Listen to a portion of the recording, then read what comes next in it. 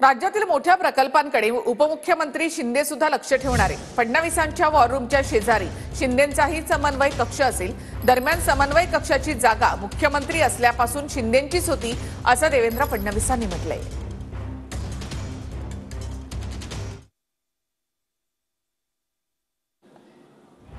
पायाभूत सुविधा, गृहनिर्माण, नियोजन प्रकल्पांच्या अंमलबजावणीकडे शिंदे सुद्धा लक्ष ठेवणार आहेत।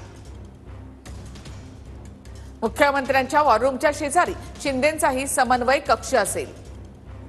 समन्वय साधणं आणि प्रकल्पांना गती देणं हे समन्वय कक्षाचे प्रमुख काम असेल। मुख्यमंत्र्यांसोबतच अजित पवार यांचंही मंत्रालयामध्ये एक प्रकल्प देखरेख युनिट आहे।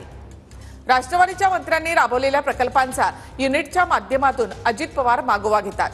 फडणवीस, अजित पवार यांच्यानंतर शिंदे सुद्धा मंत्रालयामध्ये समन्वय कक्ष स्थापन करतायत। असं आहे की त्या ठिकाणी आमचंच ऑफिस होतं जेव्हा मी उपमुख्यमंत्री होतो, ती जागा त्यांच्याच करता होती।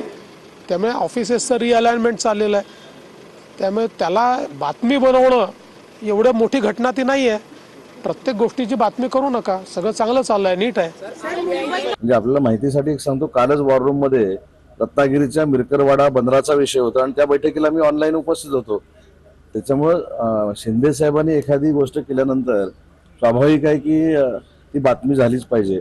पण कोऑर्डिनेशन रूम म्हणजे काय, जे प्रकल्प आहेत ते लवकरात लवकर महाराष्ट्राचे पूर्ण व्हावे, याच्यामध्ये जर एकनाथ शिंदे साहेब पुढे पाऊल टाकत असतील तर खरं तर आपण सगळ्यांनी त्याचं स्वागत केलं पाहिजे। यांच्यामध्ये तंगड्यात तंगड घालण्याचा कार्यक्रम सुरू आहे।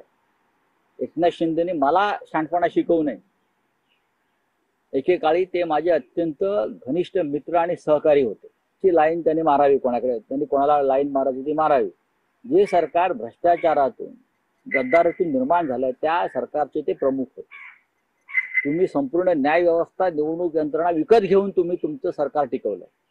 मुख्यमंत्री महोदयांची वॉर रूम म्हणजे सुरू आहे। त्याच्यामध्ये आम्ही सगळे जे काही व्हायटल प्रोजेक्ट आहेत, जे मोठे प्रकल्प आहेत, ते सीएम वॉर रूम मध्ये घेतले जातात आणि सीएम वॉर रूम मध्ये घेतल्यानंतर त्याचं मॉनिटरिंग, त्याची काय प्रगती आहे त्याचा आढावा घेतला। त्याला मुख्यमंत्री असतात, आम्ही दोघं उपमुख्यमंत्री असतो, संबंधित मंत्री असतात।